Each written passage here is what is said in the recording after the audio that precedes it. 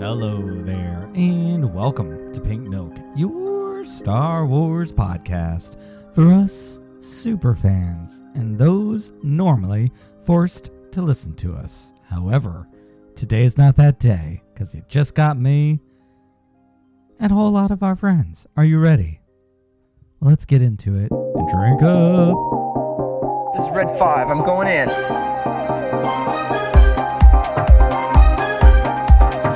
I'm going in.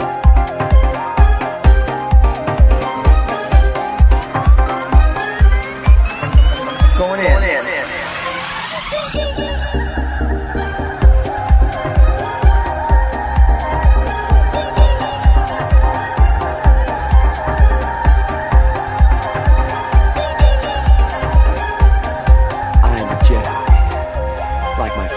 Hello there, everyone, and welcome back to Pink Milk. Or, if you're new here, welcome to Pink Milk. Drink up. I'm your host, Bryan. Normally, my better half and your better host, Tom, is here. However, he's not because he has family in town. So he's spending time with them, and I'm spending time with you. No, it's not like that. I love my in-laws. I'm not up here trying to hide. I'm up here wishing I was down there. But you know what? I love all of you, and I need to give you my time, my attention, and this wonderful podcast. Oh my God. That was so arrogant. Anyways, I would miss you if I didn't talk to you, so that's why I'm here. I was lucky enough to sit and be part of another roundtable that you are about to listen to, and I can't wait because the two people I got to sit with were so amazing. I chatted with Beau Willimon, one of the writers on Andor, and an executive producer, Sanne Wohenberg. Girl, I don't know how to pronounce that last name, but she was lovely. She was really, really, really lovely. I had such a great time. Our very own Chase was there, not as the Rey to my Luke Skywalker, but Chase was there as their beautiful selves as that gay Jedi, along with her friends Goose from Triad of the Force, Brad from Friends of the Force, Alex from Star Wars Explained, Sky Talkers was there, Blast Points was there. We had a great time, and I loved this roundtable. I can't believe this. I've been able to be part of 3 roundtables for Andor now, and I'm just so beyond the moon, over the moon, grateful to everyone at Disney and Lucasfilm who has given me these great opportunities. And an extra big shout out, thank you for recognizing Chase as an individual, because they are amazing. And that gay Jedi is really, really great. So I'm sure if you're listening to us, you've watched them on their YouTube channel. If not, hit stop and go do that, and then you can come back to me later. Yeah. I'm looking forward to y'all listening to this roundtable. I had recorded an entire episode with just myself talking about Chapter 9, Episode 9 of Andor, Ain't Nobody Listening.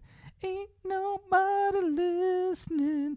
Ain't no mountain high. I don't know what I'm doing. Anyways, but it sounded like this, so nobody wants to listen to that. So I will encourage y'all to listen to the previous podcast, episode 227, about oppression from a systemic perspective versus individual oppression, or head on over to YouTube and watch the entire video where Chase, Emma, and myself all talk about this episode of Andor, because honestly, it's been my favorite yet. It has really stuck with me. I've seen it about 5, maybe 6 times now. It's just everything hit for me this week. I've loved the show from the beginning. Episode 8, I was getting a little down about a lack of hope. And then some reason this show, watching the Empire really double down on all their hopelessness, was like, oh, girls, I'm all into this. So I don't know. But I love this episode. But one thing that we didn't get into a ton on the After Dark was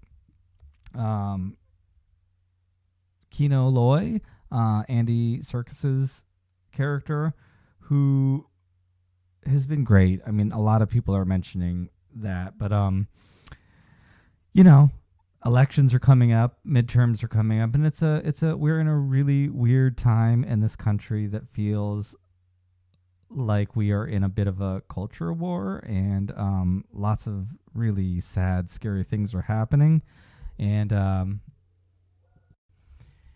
And I find myself personally sitting back, going backwards on some of my old thoughts and emotions, which I think I've been talking a lot about lately on the podcast, so it won't be a surprise. Maybe it's the show, maybe it was Obi-Wan, maybe it's the two back to back. I don't know.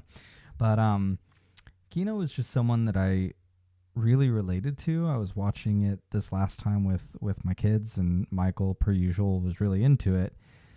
And he didn't understand him being a good guy and also being a boss for the Empire in his mind, but also that he was kind of cranky. And, I was trying to explain to him, I think a lot of the people, we don't know what his past was, but let's just go with he didn't deserve to be there. And like a lot of people who were wrongly persecuted, and think back to the 50s, 60s, into the 70s in some cases with the queer community and all the bogus laws that police used to use to arrest and harass us queer people. And I came out, I was dealing with being gay when a lot of that was happening, and I didn't get persecuted like some of my queer siblings did, but it was there, and homophobia was everywhere. It was perfectly acceptable to be homophobic. Nothing was going to happen to anyone for doing just about anything they wanted to queer people. I remember I was 18 and I had just moved out on my own, and that was the year that we lost Matthew Shepard in Wyoming, and it really, really affected me because I just remember the debate about his murder, and the media really painted it to be his fault because he was the lecherous queer person for hitting on guys in a gay bar. Wasn't their fault looking out for trouble. It was the queer person for, hitting on someone. It was really, really disgusting. And I remember being an 18-year-old kid, and it affected me, and it still affects me. It was a very life-changing, mental shaping moment in history, and the emotional scars are real. I wrote to his mother. I did lots of things back then because it was a big learning lesson for me as a young, just coming out gay guy. And so there's something in Kino that I understand, and this aggressive, almost aggressive FU, and I'm going to fight for my freedom, and no one's going to take it away from me. And I very much have that. It's softened a lot in recording this podcast, as I've been very open and honest about. And so I really thank all of the listeners and my wonderful co-hosts for helping me soften that. But I think it's unfortunately, or fortunately, I guess it depends how you want to look at it, but it's very much baked into my DNA these days, and I'm feeling that coming out more and more, and it is almost a very, very natural spot for me to lay in and be in. It feels very, very comfortable because I spent so much of my life that way, not only as a gay person, but as a geek and as a short, very thin guy. To be taken seriously, I had to figure out with other dudes, I had to figure out how to carry myself bigger mentally and emotionally than I was physically, just to be taken seriously in places. And it's just, I'm a born fighter now. And so I really relate to him in that way, because it's clear, especially when Alfie, I think is his name, when we lose him, unfortunately, to the stroke, and sadly just before he's supposed to get out, you really see Kino is doing everything he can for the betterment of his men. I mean, I know when we first meet him, he says that it's for him and he's just about out, but I think there's more to it than that. We really, really saw that. And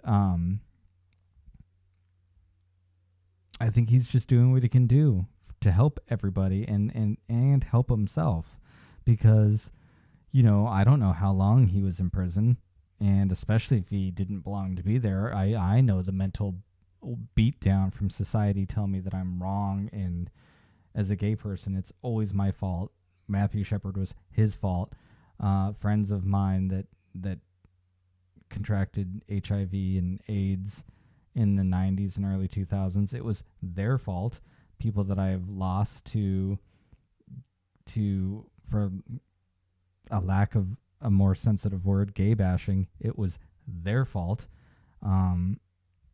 Police officers turning their backs at me during protests and pride events and marches, it's my fault for being there. You learn to put up a tough shell, because when an entire culture hates you, it gets wearing, it's draining, and you got to find it in yourself. And at least for me, it was a fight. And yes, I'm playful and I joke and I'm happy, and I am a very happy person, but there's this, the minute you put me into a corner, I'm like a little chihuahua, and I will take down a Great Dane if I need to. And I don't know if I love it about myself. I'm honest with myself that that's where it's at. And but I really, for whatever reason, Kino really is a relatable character for me in that specific mindset of his, of that fighter. And don't put me in a corner, don't put him in a corner, because he's going to come out swinging, and he is willing to fight and be aggressive for his freedom.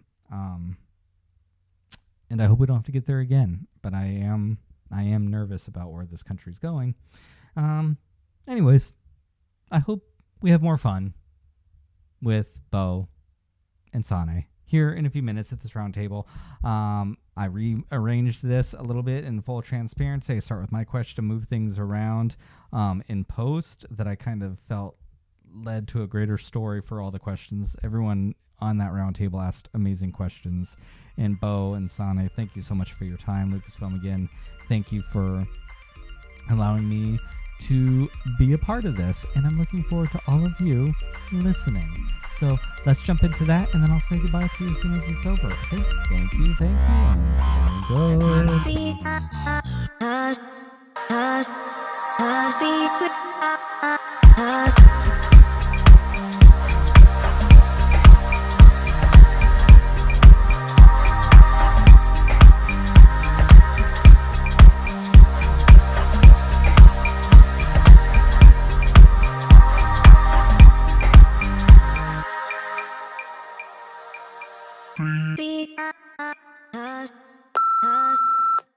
Hello, thank you for your time today. I'm Bryan from Pink Milk, where we talk Star Wars queerly.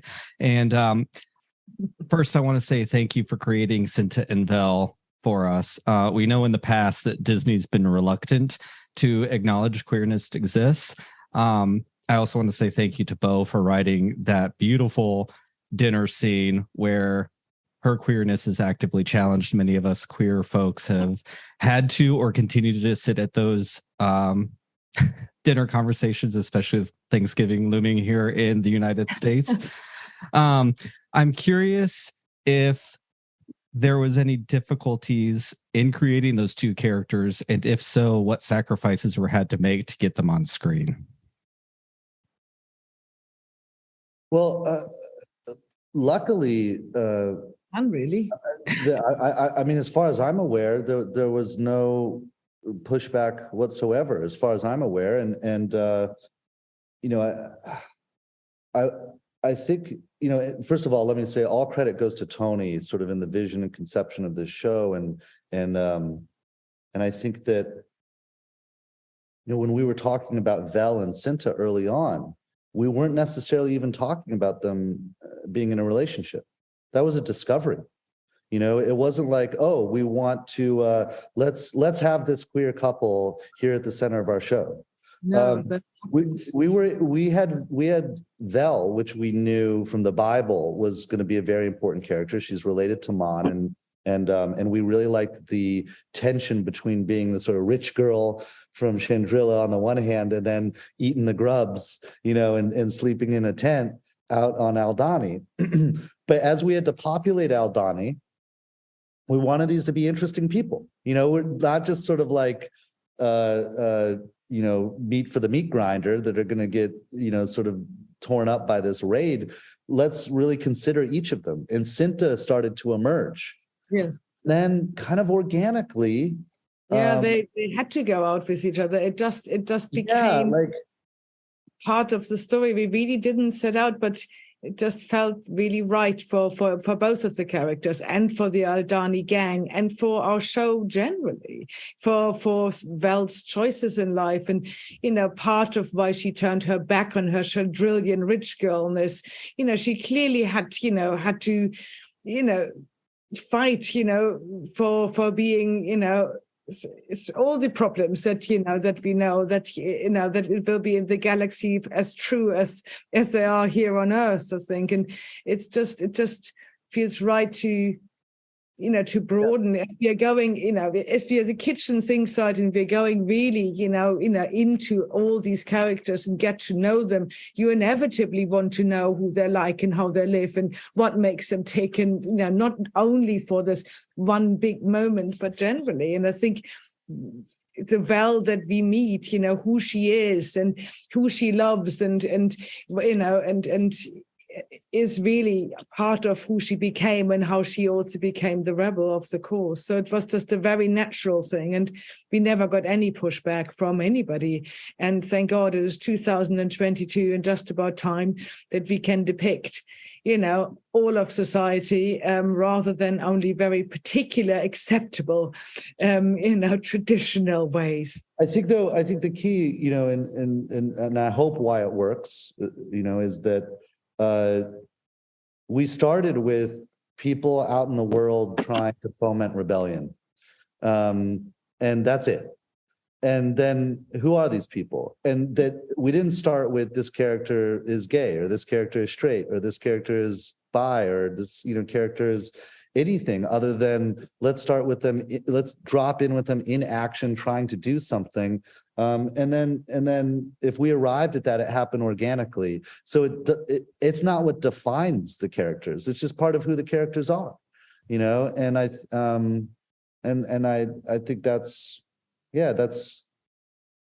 how it happened. And then once you've made that choice, you just now have to be in the reality of these two characters and say, okay, what is this relationship? What's right about it? What's wrong about it? What works? What doesn't? And then what are the dramatic implications down the line? Hi, I'm Brad from Friends of the Force. Speaking of Cinta and Vel, something Cinta says is, "I'm a mirror, you love me because I show you what you need to see," which I thought was an amazing line. Likewise, I think fans are loving Andor because it's showing us what we, the viewers, need to see about this point in history. And I think dystopian stories are at their best when they say something about our own world. So for you guys, for both of you, what sort of big ideas were important for you to examine through this show, whether it be this whole season or this sort of 3-episode arc? And what do you hope viewers see Andor's truth as? Well, Sanne's been much more front row seat from the very beginning all the way through. So I want to turn it over to her. But I will say that Tony walked into the room saying, I want to think about this first season as the education of Cassian Andor. Right? Like what does it take to go from being a sort of self-serving guy who may have a distaste for the Empire, but is ambivalent in terms of doing anything about it, to what does he need to go through and experience in order to have a real transformation where he is choosing by choice to walk towards rebellion. And so I think, how does that evolution take place in the human soul? And then you start asking yourself that of all of the characters in the show, what evolutions are they going through, and how are they becoming the people they are? And I think a big part of this ultimately, because we know where Rogue One is going to get us, it comes down to sacrifice, and you feel that very strongly in these 3 episodes. So I think personally, me, and I can't speak on behalf of Tony, although we've talked about this sort of thing a lot. I think the cost of rebellion, the cost of doing something, the cost of doing something that you think is right with big stakes, what sacrifices are you willing to make? If these are questions that are swirling around, I think that's those are not only thought-provoking, but emotionally rich. Sanne?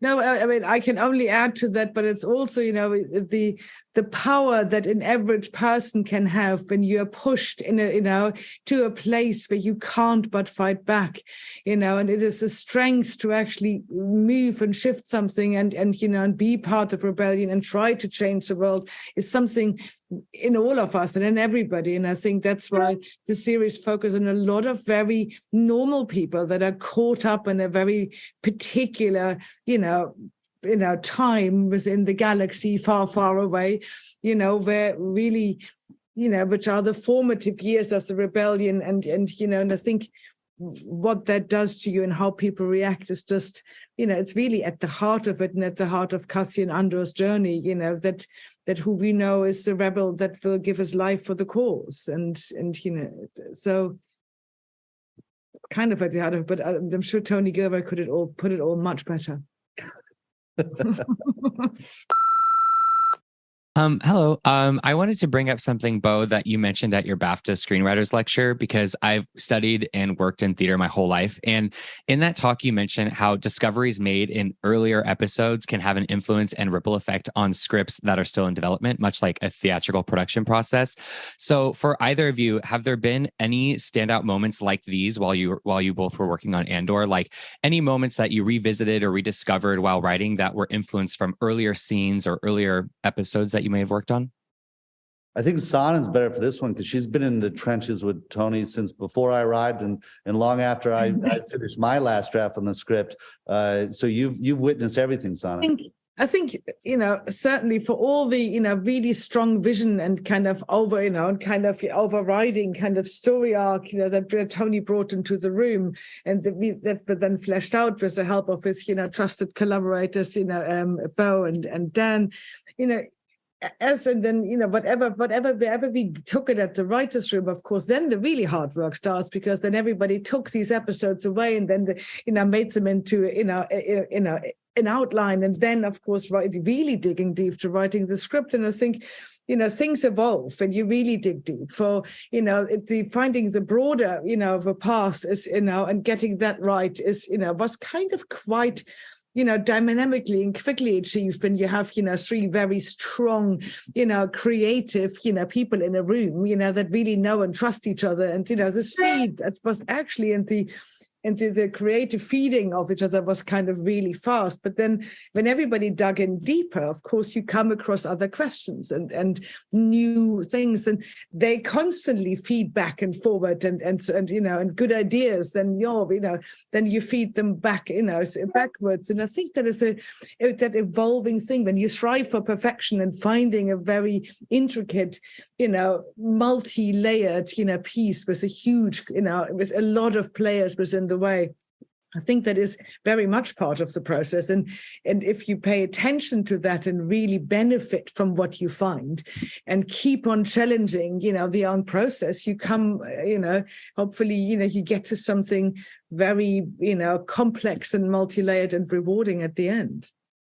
And I think I got lucky too, because the prison is such a big build, and Sanne actually had to make that happen with Luke.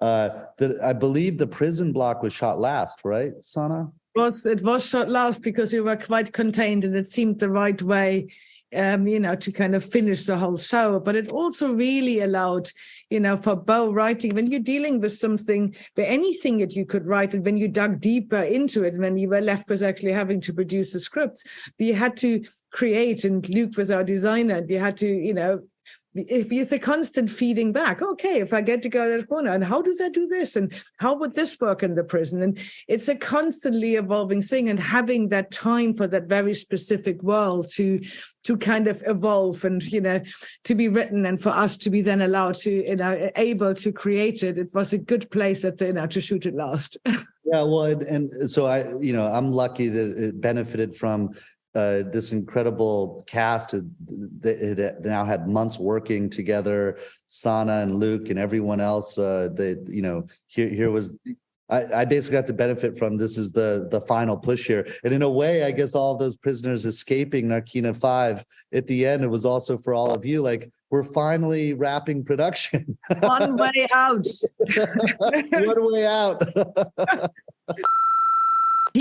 Hi, my name is Alex from Star Wars Explained. The prison arc, especially episode 10, is one of my new favorite Star Wars stories, and you just broke my heart again talking about it. It's so well done.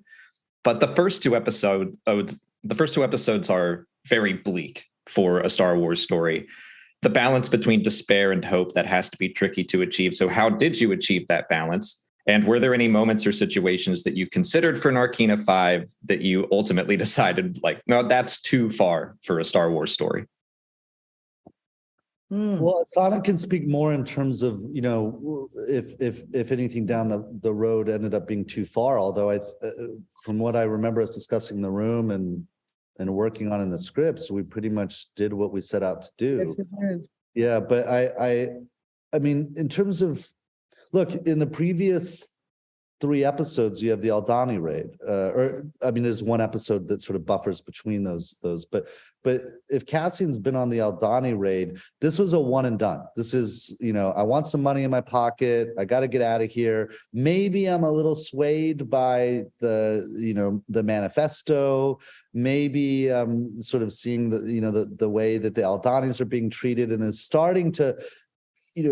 I know, what happened on Ferrix, and maybe this is starting to make me feel a little more anti-Empire.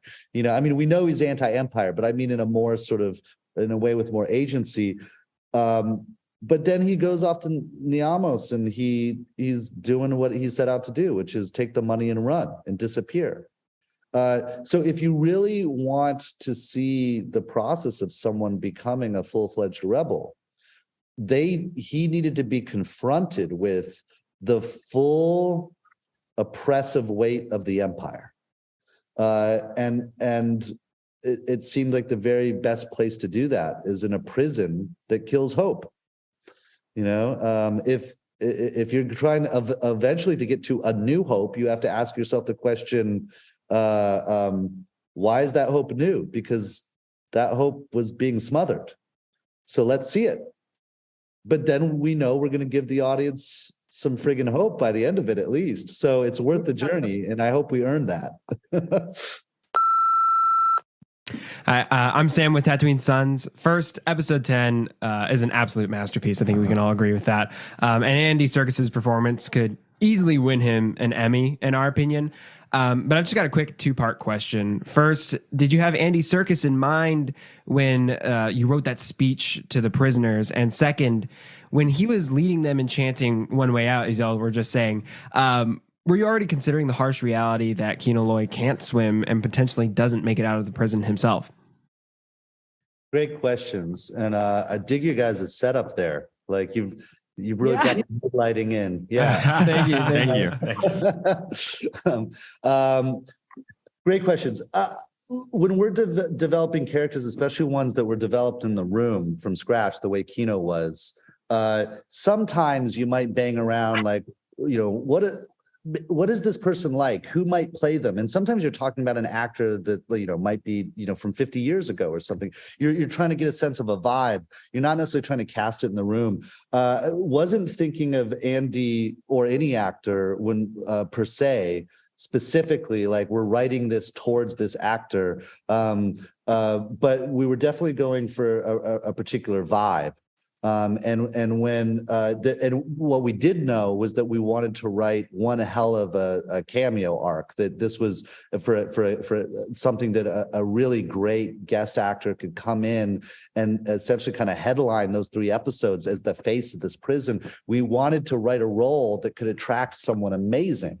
And so luckily for us, Andy was available and wanted to do it, and felt like winning the lottery, because we were like, if we don't get someone of that caliber, I don't think the prison will work. But also, I think eventually, when the 3 scripts, were kind of, all there and had just, evolved, he really became somebody that I think we all felt, really drawn to, and it kind of became a natural bit of casting for us. And then, we were lucky that, he felt the same about, our show and that part, and, and the rest is for everybody to enjoy. in terms of the very end, I can't swim. No, I mean, these are these things where you don't start with that necessarily. First is like, okay, what's the journey this guy has? You know, he's plugged into the system. If he's not pro Empire, he's kind of a shill for it, out of pure self-interest. And we're going to have a prison break at the end, and he's going to be leading the way. That's quite an arc over the course of 3 episodes. But you're always looking, how do you subvert expectations? How do you, in a good way, and replace them with something better? How do you have the most emotional impact? If there's a triumph for this guy, you know, is there also a tragedy? And I forget whether we were talking about Luthen's speech first with Young or the ending for Kino, but we were very interested in the theme of sacrifice. And so, I mean, it's so rousing. I mean, I knew what would happen when I watched that episode again recently, episode 10, and I was still like, my pace, my pulse was racing, and to think they finally have made it out to this place where we begin with 2 episodes before, this might be the last breath of fresh air that you ever breathe in, and here they are breathing that fresh air, and there's freedom in front of them. I remember it was in the room, and I don't remember who said it first. Maybe it was me, maybe it was Tony, but you're putting yourself in the physical space of, now I finally get to dive into the water and try to swim for my freedom. And I think we were trying to do just the math of like, okay, how far away from the shore? Is it a mile? Is it 2 miles? Can these guys actually, you know, how many of them are going to make it? Are there going to be TIE fighters coming in? Like, you know, what does it take you an hour to swim? Is that realistic? Like, we're dealing with just like the basic logic issues. And then it was like, what if Kino can't swim? Wow. What if, and then you're like, oh my God, he's just led 5,000 people to freedom. Wow. And then you think of the line, I'm going to consider that I'm already dead. Yep. Because he knows, even if he makes it out there, that he's a goner. And then you're just like, well, that's when the story almost takes over and tells you what it needs to do. You're like, it's obvious. That must be done. You know, it's not even up for debate. Thank you. These things sort of arise slowly and surely and organically. I wish we were brilliant enough to know that from the get-go, but you kind of have to, yeah. Hi, I'm Caitlin from Sky Talkers. So nice to speak with you both today. We've talked some about Cassian and the prison, and I wanted to shift gears and ask about Mon Mothma's story in these episodes. We spent the majority of our time with her within her home and with her family. Can you talk about some of the writing choices that led to telling her story largely from within the home thus far? Well, with Mon Mothma, I mean, first of all, we knew we had the amazing actor Genevieve O'Reilly to bring life to this character, and she's so capable, and so we knew we could do almost anything we want there, and she could pull it off. And if you're asking yourself questions about people's journeys over the course of this series,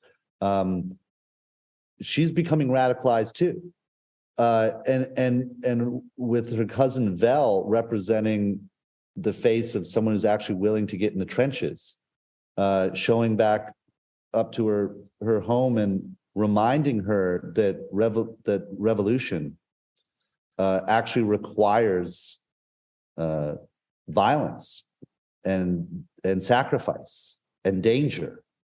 Seeing her begin to process that and think about sacrifice in a very real way as opposed to an abstract way is crucial to her story, and it's sort of, you know, making you think about, okay, you need people that are willing to die for a revolution or a rebellion. You also need people that are willing to raise the money to buy those people the weapons and things they need in order to pull it off. And so it's trying to paint the fullness of the picture as sort of, you know, disparate and kind of frayed and non-organized as the rebellion is at this stage. How does it begin to coalesce? But then what does it feel like to be in a senator's shoes who has the burden of that on her shoulders? And if episode 10 really does focus on sacrifice, and you're hearing Luthen talk about how he sacrificed everything, you're seeing people like Kino and many other prisoners who are sacrificing their lives for the greater good so that some of them can escape, if not all of them. You're looking at a potential sacrifice, or at least a sacrifice that's asked of Mon, of her daughter. And we don't know what she's going to do yet. Stay tuned. But I hope, have done, the storytelling up until this point to get the sense that being married at 15 years old to Perrin maybe wasn't her favorite thing in the world. And now she's being asked to consider sacrificing her daughter to the same tradition for the greater good. But also, Mon Mothma has been a character that, we have always seen the public persona, and, and we have seen, a very particular Mon Mothma, and really what Andor does, really goes right behind the scenes and takes a character in a different, and shows us a very different aspect of her life. I mean, I would hope that people were gasping when you realize that she is actually fundraising money for the rebellion. And, and I think anything, the humanity of her story and what brings her to become a rebel herself is, automatically brings you also back to your families.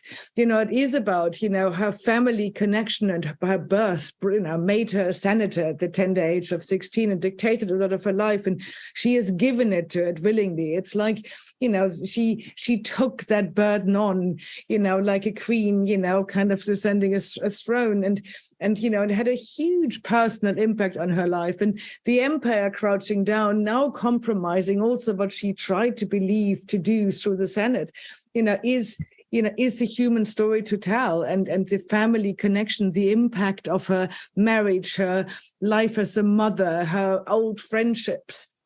All those things are actually very much humanity, and show you how hard it is to make decisions when somebody pushes you too far, that you can no longer, be silent and do nothing. But the human sacrifice is huge. And I think, therefore, bringing us into her home feels very important, and significant, to tell what her sacrifice is and who she is, and why she acts, in the way she does, when we know the perfect persona that she has to play most of her life.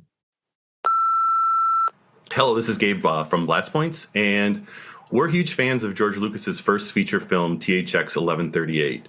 And there appear to be subtle and not so subtle influences in this prison arc to that film. When working on these episodes, was that something that you looked at thematically? So quite honestly, the answer is no, not consciously at first. We started, as I mentioned before, from a place of how do we do a prison sequence that doesn't feel like every other prison we've seen. We started talking about this sort of bright, white, antiseptic space. We started talking about ways that you could control the inmates without having to use the obvious, like, gun to the head or what have you. So we just started from that very simple place. But writers' minds work in strange and mysterious ways. So I mean, eventually, at a certain point, it became obvious, and that there were some of what we were discussing, and especially as we got into production design, bared some resemblance to THX. And then once you sort of realize that, you can be intentional about it, of course.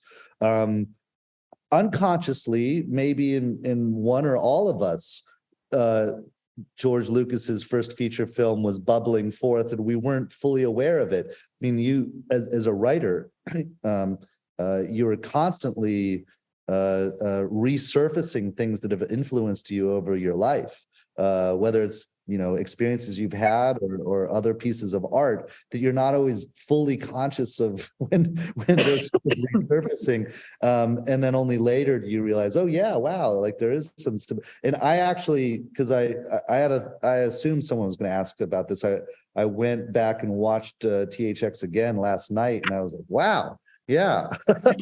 Holy cow here. Yeah, there's definitely.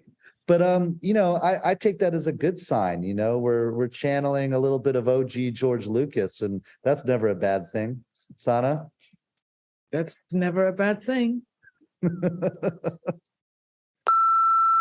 Thank you so much for joining us. I'm Gustavo from Trial of the Force. Very excited to talk to you guys. So my question is for both of you. Andor so far has been a very precise and deliberate show. The pacing has been very intentional until we get like these moments that just hit you like a sledgehammer. Especially episode 10, we get a line from Luthen towards the end of the episode where he says, "I've made my mind a sunless place. I share my dreams with ghosts." Like moments like that just like really capture what the feeling and theming of the episode is and the series as a whole. So my question is like, how do these moments come about? Like, how do we decide what characters kind of have like these moments that just punch you in the face and just like make your jaw drop? I don't know. It's like sort of like asking, professional ice skater, like, how do you do like a triple Lutz? A lot of practice and a lot of falling down until you get it right.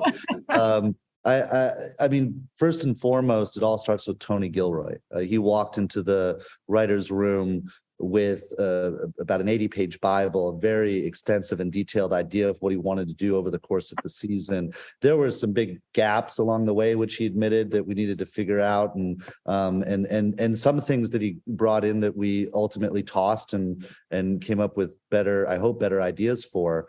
But he started with a very clear vision, and characters like Luthen Rail, for instance, or Cyril and Deirdre, and some of the others along the way, pretty fully formed, and so what Danny and I were trying to do was just help flesh that out, deepen it, ask questions, poke holes, see if we could replace really good ideas with even better ones. But Tony's vision and leadership really gave us a running start. When you talk about something like Kino Loy's arc over the course of these 3 seasons, the notion of a prison was a pretty vague one. We knew that, okay, here's a guy who's just done the Aldhani raid. Now he's on the run. Naturally, it's most interesting if something stops him being on the run. What's the most extreme version of that? Being thrown into a prison. How do we do a prison that isn't like every other prison movie you've ever seen in your life? It started almost from a very rudimentary place of most prisons are sort of dark and damp and lots of shadows and dirty. What if this one's like super bright and clean? If most prisons have lots of guards, what does a prison look like that has a very few guards? How do you pull that off? Maybe it's a factory. Maybe they're building something. Who knows? And Kino is a character that we developed in the room from scratch. Layer by layer. First, it's like, well, maybe he's a foreman. Maybe he buys into the system. Maybe Cassian has to convince this guy in order to have a chance of getting out. And maybe now he becomes this opportunity for a mini arc where you see how over a very short amount of time, someone can go from plugging into the system as a sort of automaton into becoming a rebel, which is part and parcel of the larger story that we're trying to tell with Cassian. And so you kind of just almost approach it in these very rudimentary, simple ways, layer up, you're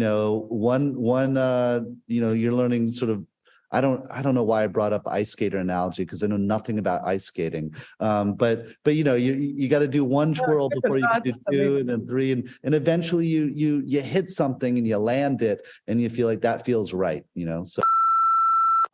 Hi, Beau. Hi, Sanne. Alden and Nikki here from Octo Radio. Screens are weird. He's down here. In the current climate, especially post-2016, we've seen resistance emerge across art, especially in TV, and we think Andor reflects that, particularly with moments like Luthen's monologue in episode 10. So as a writer and producer respectively, how has crafting this particular story personally helped you both unpack your own ideas and emotions concerning today's world? God, that's a deep question. How long have you got? Look, I've got all day. I don't know. Foremost, Andor's a work of fiction, right? And we're working within a beloved and vast pre-existing franchise. And many people have interpreted that franchise back to 1977 in a whole host of ways. And so, look, everyone's going to bring their sort of personal history and thoughts and and opinions about the world to the table when they're working on something, but really, our goal is to service the characters that we've created and the story that feels right for them within a pre-existing framework and try to do something original with it. To whatever extent people want to, interpret that, or see it through a particular lens and see it as applicable to anything, past or present. That's wonderful. It means that maybe you've created something that generates interesting conversations or debates that people could have. In terms of influences for us, I mean, you could, you could look at the French Resistance, you could look at the American Revolution, you could look at a whole host of different things that one could draw comparisons to. And but honestly, and we're not sitting down trying to think about this in any sort of didactic or essayistic way when we're doing it. We're literally like, okay, so, what's he like with his mom at breakfast? What does that look like? And you just try to build a believable world. And when you build a believable world, naturally, and it's a complex and sophisticated world, if you're lucky enough to get to that stage, it leaves a lot open to interpretation, and that's a good thing. Sanne? Therefore, I think you can really also, fantasy, and when you're moving in that genre in a galaxy far, far away, if you're creating a piece of fiction that is telling a truthful and complex and political story that is true to that world, I think it is a real. A lot of people find emotional connections to characters, to situations, and that can touch them, and I think that is a really wonderful thing about fantasy. And I'm back. Thank you for listening. Thank you to all of my wonderful podcasting friends for hanging out and being so generous to me on the round table in the little green room before it all went and took place. Oh my God, and I can't believe this is Alden's gonna kill me. I didn't mention Alden at the top of the show. I feel so bad. With Octo Radio and Nikki Kumar. I'm sorry, my friends. I'm sorry. Maybe I was like, oh, they're my real friends. I don't need to say thank you, or hey, they did a great job. But anyways, you too. Way to go. Love it. Appreciate it. Sorry. This is what happens when you don't take notes and you're not really a professional podcaster. Anyways, also check out Octo Radio, because Chase, Em, and I were hanging out with Alden for a really long time. I didn't hang out quite as long as Chase and Emma did, but we spoke about Tales of the Jedi. It's a great episode. It's up on Octo Radio's feed right now, so please go ahead and check it out. You can find the link all over Twitter, wherever. Punch in Octo Radio. You should listen anyways. It's a great podcast. And while you're here, if you enjoyed it, thank you so much. Don't forget, it really does help the show grow if you leave reviews, written reviews. In particular, get more attention on Apple Podcasts feed, so please do that if you can. Check the show notes below if you're interested in becoming a patron and helping donate and keep the show going and improving. If you're a fan of Pink Milk, I hope you can swing $5 a month, because it would mean a lot, and it really is helping. And including this new mic that I'm still learning. Every mic, it's like a new relationship. You got to figure out the things that make each other work and what tick, and in a good partnership, you bring out the best of one another. So my little F Duce over here, Frank, maybe I'll call him Frank. Frank and I are dating, and we're really close. We haven't quite made it to third base yet, but my mouth is really close to his, and but we're figuring each other out. Anyways, you can follow me and the show at Serving Pink Milk on Twitter, on Instagram, sometimes TikTok, probably more TikTok, because Lord knows what's going on with Twitter. And if you're interested, shoot us an email at servingpinkmilk@gmail.com. And until next time, my friends, thank you so much, and drink good.